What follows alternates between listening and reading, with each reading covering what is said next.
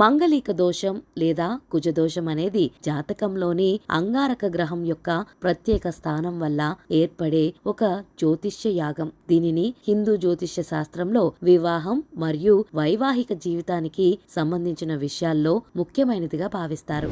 ఒక వ్యక్తి యొక్క జాతక చక్రంలో అంగారక గ్రహం కొన్ని ప్రత్యేక స్థానాల్లో ఉంటే మంగళిక దోషం ఏర్పడుతుంది. సాధారణంగా ఈ స్థానాలు లగ్నం, 2వ ఇల్లు, 4వ ఇల్లు, 7వ ఇల్లు, 8వ ఇల్లు, 12వ ఇల్లు. ఈ స్థానాల్లో కుజుడు ఉండడం వల్ల ఆ వ్యక్తి యొక్క వైవాహిక జీవితంలో సమస్యలు, ఆలస్యం లేదా ఇతర ప్రతికూలతలు ఏర్పడతాయని నమ్ముతారు.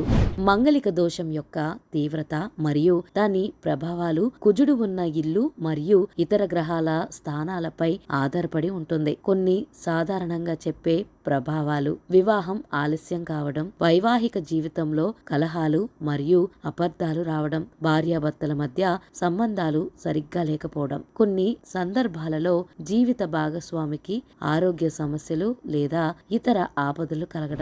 మంగళిక దోషం యొక్క ప్రతికూల ప్రభావాలను తగ్గించడానికి లేదా తొలగించడానికి జ్యోతిష్య శాస్త్రంలో కొన్ని పరిహారాలు సూచించబడ్డాయి. మంగళిక దోషం ఉన్న వారినే వివాహం చేసుకోవడం. ఇద్దరి జాతకాల్లో మంగళిక దోషం ఉంటే దాని ప్రభావం రద్దు అవుతుందని నమ్ముతారు. కుంభ వివాహం లేదా ఆర్కా వివాహం. మంగళిక దోషం ఉన్న స్త్రీలకు కుంభంతో లేదా ఆర్కా మొక్కతో వివాహం జరిపించడం ఒక పరిహారంగా పరిగణిస్తారు. ప్రత్యేక పూజలు మరియు హోమాలు. కుజుడికి సంబంధించిన శాంతి పూజలు, హోమాలు చేయడం వల్ల దోష ప్రభావం తగ్గుతుందని విశ్వసిస్తారు. రత్నాలు ధరించడం. జ్యోతిష్యుల సలహా మేరకు పగడం వంటి రత్నాలను ధరించడం వల్ల కుజుడి యొక్క సానుకూల శక్తి లభిస్తుందని భావిస్తారు. దానాలు చేయడం. ఎర్రటి వస్త్రాలు, ఎర్రటి పండ్లు లేదా కుజుడికి సంబంధించిన ఇతర వస్తువులను దానం చేయడం శుభప్రదంగా భావిస్తారు. ఆంజనేయ స్వామిని పూజించడం.